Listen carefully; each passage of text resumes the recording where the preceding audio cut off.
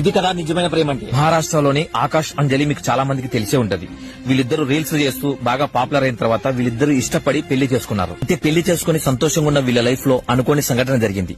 ఆకాష్ అంజలి గుడికి వెళ్లి తిరిగి వస్తుండగా అంజలికి యాక్సిడెంట్ జరిగి అయితే ఎప్పటి నుంచో మేమకున్న బ్రెయిన్ ట్యూమర్ బయట పడితే వాటికి ఆపరేషన్ చేసి కాపాడారు.